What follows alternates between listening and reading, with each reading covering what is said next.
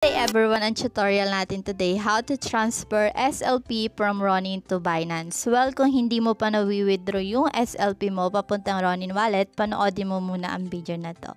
Okay, let's begin. Open mo yung Ronin wallet mo. Then, dito sa may Ronin wallet, i-click mo yung SLP na ita-transfer mo. Then, i-click mo yung send. And here makikita mo yung receiver Ronin address. Kukunin naman natin yung address ng ating Binance. Punta tayo sa may Binance. And dito sa may Binance, punta tayo dito sa may wallets. Ayan. And then, dito sa may spot, ayan, nakaklik na siya. Then, kung first time mo mag-transfer, pwede mong i-search dito yung SLP. Well, nakapag-transfer na ako before, kaya andito siya. Try natin i-search. Ayan, SLP. Then, i-click mo lang yung SLP. And, i-click natin yung deposit. Choose network. I-click mo yung Ronin. Select mo. And, ito yung pinaka-important. Kung first time mo, yung 0x, papalitan mo ng Ronin with colon. Okay? Click natin yung okay. Then, i-copy natin yung wallet address natin. Then, punta muna tayo sa ating notepad para mapalitan natin yung pinaka-OX ng Ronin. Paste natin. Tapos, ito yung pinapapalitan. Yan. Palitan natin ng Ronin.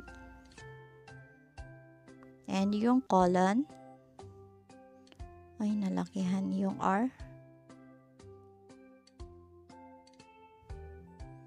Then, ipipaste na natin to dun sa may ating Ronin wallet.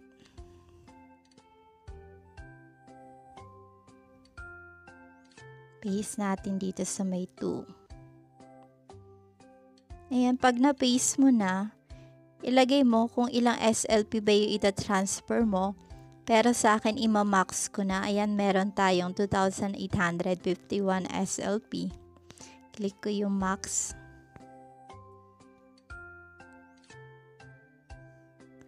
Click natin yung next. Ayan, habang loading pa, huwag mong kalimutan mag-like and subscribe. Thank you. Then, click natin yung confirm. Ayan, pending pa. Medyo loading pa. Yung kanina ko nag-failed. Siguro mahina yung internet connection.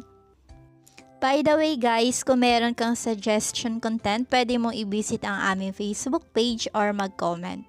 Thank you!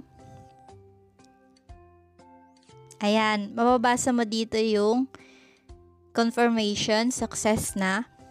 Tingnan natin yung ating wallet. Ayan, wala na tayong SLP dito. 0 SLP na. Punta tayo sa ating Binance. Ayan, nag-crash yung aking Binance app. Well, magre-reflect na yun sa iyong Binance account. That's all. Thank you.